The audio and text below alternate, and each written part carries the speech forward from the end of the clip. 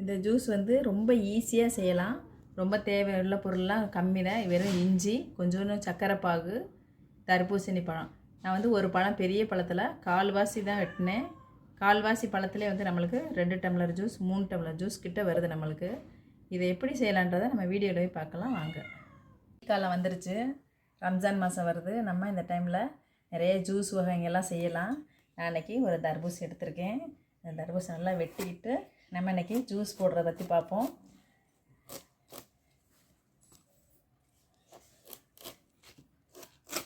இப்போ தான் ஸ்டார்டிங் வருது. மாஷா அல்லாஹ் நல்லா இருக்குது பழம், ரொம்ப அழகான கலராக இருக்குது. நம்ம இதை நல்லா ஜூஸ் போடுறதுக்கு பீஸ் கட் பண்ணிக்கலாம்.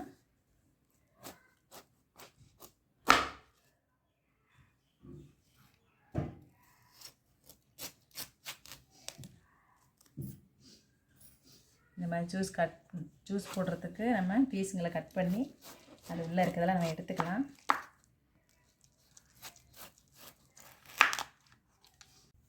நம்ம தர்பூஸ் எல்லாம் இந்த மாதிரி பீஸாக கட் பண்ணிக்கிறோம். கட் பண்ணி தான் நம்ம மிக்ஸி ஜாரில் போட்டு நம்ம அரைக்க முடியும். இது எல்லாத்தையும் போட்டு இதில் கட் பண்ணி ஃபுல்லாக போட்டுக்குவோம். நம்மளுக்கு ஜூஸ் எவ்வளோ வேணுமோ அதுக்கு தகுந்த மாதிரி. இப்போ நம்ம இதெல்லாம் போட்டாச்சு. இது 2 விரல் துண்டு இஞ்சி வச்சுருக்கேன். இந்த இஞ்சியை நம்ம இது கூடவே போட்டு அரைச்சிக்கிடுவோம். 2 ஸ்பூன் வெல்லம் கட்டி வச்சுருக்கேன். இதை வந்து நம்ம சுடுதண்ணியில் போட்டு கரைச்சி பாக எடுத்துக்கிறோம். அதையும் நம்ம இந்த ஜூஸில் ஊற்றி கலக்க போகிறோம். இது நான் பாகு காய்ச்சிட்டு வந்துடுறேன். இதையும் நம்ம அரைச்சிட்டு வந்துடலாம். இது எல்லாத்தையுமே அரைக்கணும். நான் இது முதல்ல ஒரு ஜார் உங்களுக்கு காட்டியிருக்கேன். இதையும் நான் அரைச்சிட்டு வந்து உங்களுக்கு காட்டுறேன். நம்ம இதை அரைச்சிட்டு வந்தாச்சு, வடிகட்டிக்கிடுவோம்.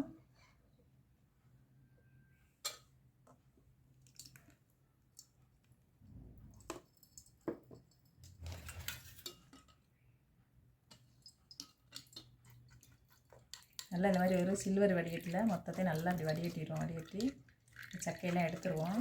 ரொம்ப சூப்பராக இருக்கும் அந்த ஜூஸு.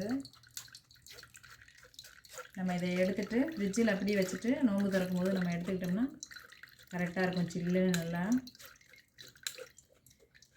நம்ம இப்போ இதே மாதிரி எல்லாத்தையும் வடிகட்டியாச்சு. இந்த விதைகள்லாம் வந்து ரொம்ப அரையலை, அரைஞ்சாலும் ஒன்றும் இல்லை. இதை வந்து நம்ம முத்தஞ்சத் பாயாசத்துலாம் வந்து இந்த வெள்ளரி விதைன்ட்டு நம்ம போடுவோம். இந்த பாருங்கள், ரொம்பலாம் அரையலை. அது விதை அரைஞ்சாலும் கசப்பு தன்மை அந்த மாதிரிலாம் எதுவும் இருக்காது.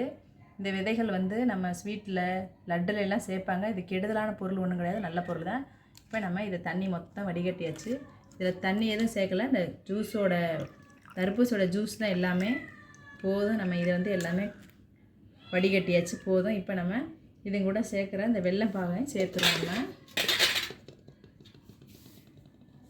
இப்போ அந்த வெல்லம் நான் 2 ஸ்பூன் வெல்லம் எடுத்த பாருங்க, அதை வந்து நான் பாகு காய்ச்சி கொண்டு வந்திருக்கேன். இப்போ இந்த வெல்லம் பாகையும் நம்ம இந்த ஜூஸ் கூட சேர்த்துருவோம். அது ஒரு டேஸ்ட் நம்மளுக்கு ரொம்ப அருமையாக இருக்கும். அது இந்த மாதிரி கண்டிப்பாக செஞ்சு பாருங்கள், வித்தியாசமாக நல்லாயிருக்கும். வெயில் காலங்களில் இந்த சீசனில் நம்மளுக்கு தர்பூசணி நிறைய கிடைக்கிது. கண்டிப்பாக இதை செஞ்சு பாருங்கள்.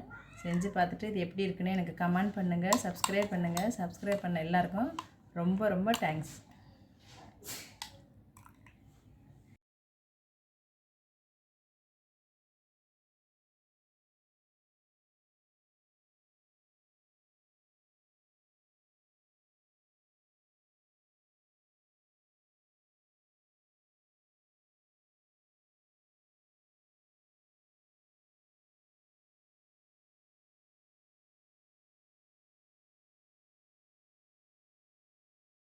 அவ்வளோதான், நம்மளுடைய தர்பூசணி ஜூஸு ரெடி ஆயிடுச்சு.